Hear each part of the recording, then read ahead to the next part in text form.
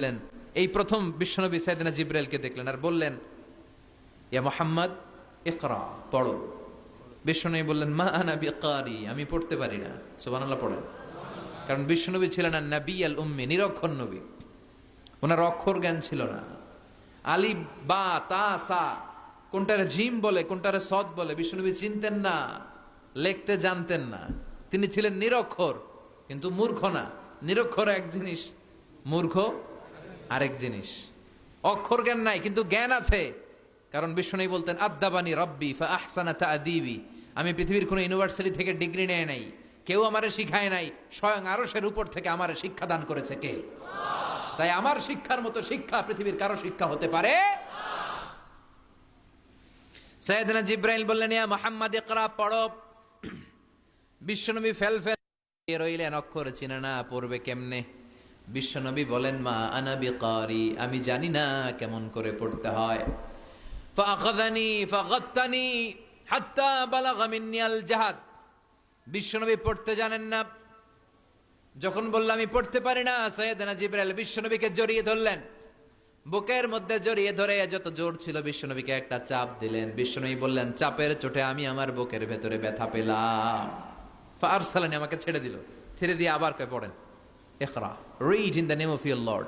বিশ্বনবীর আগের কথা, আমি পড়তে জানি, মা আনা বিকারি। সাইয়েদনা জিব্রাইল আবার জড়িয়ে ধরলেন, আবার চাপ দিলেন।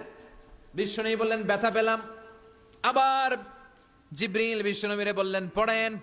বিশ্বনবী আগের কথাই বলে, আমি পড়তে পারি না। আবার চাপ দিলেন। 3 বার চাপ দেওয়ার পরে সাইয়েদনা জিব্রাইল বললেন, নবী এবার আপনি পড়েন।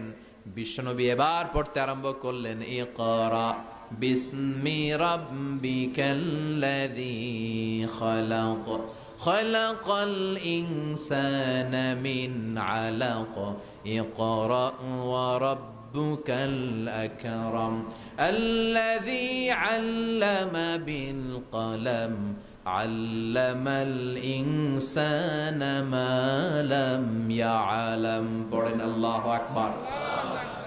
3 বার চাপ দেওয়ার পরে বিশ্বনবী পড়তে আরম্ভ করলেন। সাইয়েদনা জিব্রাইল এই 5টা আয়াত দিয়ে উধাও হয়ে গেল।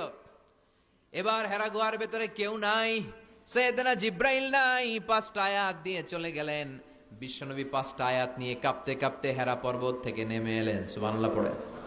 এই ওহির ভাড়ে চাপে বিশ্বনবী কাঁপতে শুরু করলেন। এই প্রথম বিশ্বনবীর কাছে ওহির রিফ্লেকশন, ওহির ছোঁয়া, ওহির ঝলকানি, ওহির নুরানি তাজাল্লি বিশ্বনবীর হৃদয়ের মধ্যে লাগিয়ে দিল কে? এই 5টা আয়াত নিয়ে বিশ্বনবী হাত্তা ইয়ারজুফু ফুআদু, বিশ্বনবীর হৃদয় কাঁপছিল। বিশ্বনবীর ওহির প্রেসারে গায়ের মধ্যে জ্বর চলে এলো, খিচুনি চলে এলো। বিশ্বনবী কাঁপছেন প্রচন্ড জ্বরে। কাঁপতে কাঁপতে আম্মাজান খাদিজাতুল কুবরা তাহেরার কাছে এসে বলে, ও খাদিজা, আমি বাঁচবো না, আমার বড্ড ভয় লাগে।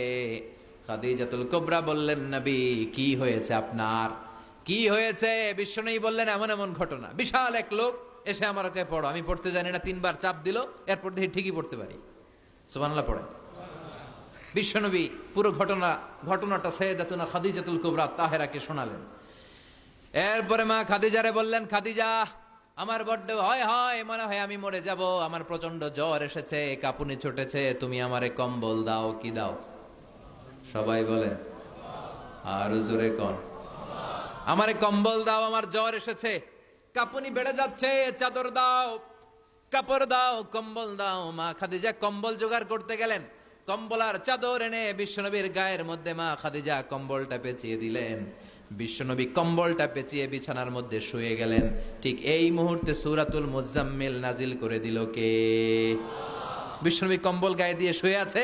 আল্লাহ বিশ্বনবীর ডাক দিলেন, ইয়া আইয়ুহাল মুজাম্মিলু কুমিল লাইলা ইল্লা কালিলা। সুবহানাল্লাহ। আল্লাহ কি সোহাগ ভরা আদর মাখা ডাক দিলেন, ইয়া আইয়ুহাল মুজাম্মিল। এর মানে হলো, হে কম্বলওয়ালা। কি ওয়ালা? হে কম্বলওয়ালা নবী, মানে হে কমলিওয়ালা নবী। কি নবী? কমলি